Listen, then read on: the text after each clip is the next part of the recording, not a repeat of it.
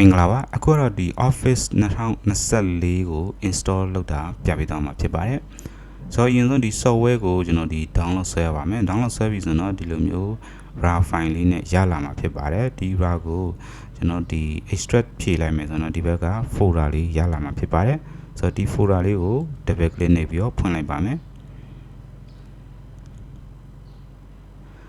ပြီးပြီဆိုတော့ဒီအလယ်ကဒီ setup right click and run as administrator ဆိုတဲ့ဒီ file လေးကိုကျွန်တော်တို့right click နေပြီးတော့ run as administrator နဲ့ကျွန်တော် run ပေးရမှာပဲဖြစ်ပါတယ်ခဏဆောင်ပြီးတော့ဒီအဆင့်လေးတက်လာမှာပဲဖြစ်ပါတယ်သူကဒီ online ကနေပြီးတော့ direct ရိုက် install လုပ်တာဖြစ်တဲ့အတွက်ဒီ install လုပ်နေတဲ့အချိန်မှာတော့ internet connection ရှိထားဖို့လိုအပ်ပါတယ်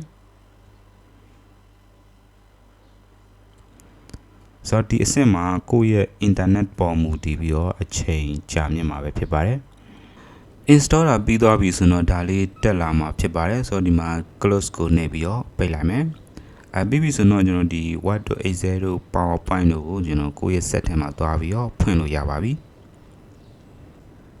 ဖွင့်ခြင်းမှာကျွန်တော်ဒီမှာ accept the license agreement ဆိုတာဒီမှာ Microsoft Office LTSC Professional Plus 2024ဆိုတာလေးဒါလေးပေါ်လာပြီဆိုရင်ကျွန်တော်ဒီအောက်က accept ဆိုတာလေးကိုနှိပ်ပြလိုက်ပါပြီးတော့ဒီဘေးကဒီ account ဆိုတာတွေကိုနှိပ်ပြီးတော့ဝင်လိုက်မယ်ဆိုရင်ဒီအလယ်မှာ Microsoft Office LTSC Professional Plus 2024ဆိုပြီးတော့ပေါ်နေဖြစ်ပါတယ်ဒီမှာကျွန်တော်ဒီ key မထည့်ရသေးတဲ့အတွက်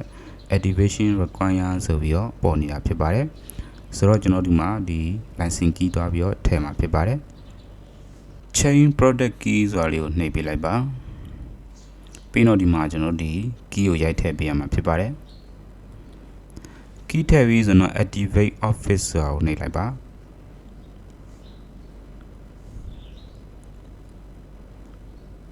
ပြီးတော့ဒီ word ကိုပိတ်လိုက်ပါမယ်ပြီးရင် word ကိုနောက်တစ်ချိန်ပြန်ပြီးတော့ဖွင့်လိုက်ပါဒါဆိုတော့ဒီဘောက်လေးတက်လာမှာဖြစ်ပါတယ်ဒီဘောက်လေးမှာကျွန်တော်ဒီ Wi-Fi သွားပြီးတော့လုပ်ပေးရမှာဖြစ်ပါတယ်ကျွန်တော်အောက်ကဒီတစ်ခုဖြစ်တဲ့ I want to activate software by telephone ဆိုတာလေးကိုရွေးပြီးတော့ next ကိုနေလိုက်မယ်ဒီမှာကျွန်တော်ဒီ confirm ID သွားပြီးတော့တောင်းမှာဖြစ်ပါတယ် confirm ID ရလာပြီဆိုတော့ကျွန်တော်တို့ကဒီမှာဒီ region မှာကျွန်တော်တို့ကြိုက်တာရွေးလို့ရပါတယ်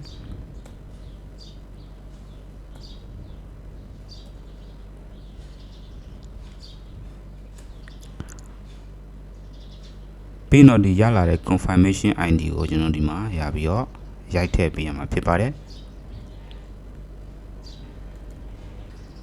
အကုန်လုံးရိုက်ထည့်ပြီးသွားပြီဆိုတော့ next ကိုနေလိုက်ပါဒီမှာ thank you ဆိုပြီးပေါ်လာပြီဆိုတော့ဒါရပါပြီ close ကိုနေလိုက်ပါမယ်ပြီးတော့ဒီ word ကိုပိတ်လိုက်ပါပိတ်ပြီးတော့ဒီ word ကိုပြန်ပြီးတော့ဖွင့်လိုက်ပါမယ်